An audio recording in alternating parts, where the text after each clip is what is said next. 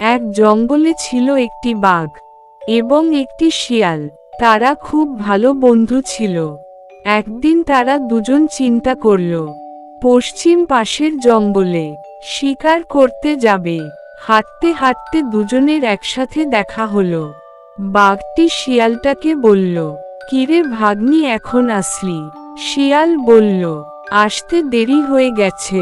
বাঘটি বলল, ঠিক আছে, চল পাশের জঙ্গল থেকে শিকার করে আসি। শিয়াল বলল, চলো। এই বলে তারা দুজন রওনা হলো পশ্চিম পাশের জঙ্গলে। তারা দুজন একসাথে হাঁটতে শুরু করলো। হাঁটতে হাঁটতে অনেক দূর গেল। অনেক দূর যাওয়ার পরে তারা একটি মোরগের দেখা পেল। তারা সেই মোরগটাকে শিকার করলো। শিকার করে দুজনে খেয়ে বাসায় ফিরে আসলো। এভাবে তাদের অনেক দিন গেল। পরে কিছুদিন পর শিয়ালটা দেখল বাঘেকে কিছুদিন ধরে দেখা যাচ্ছে না। তাই শিয়াল বাঘের গুহায় গেল।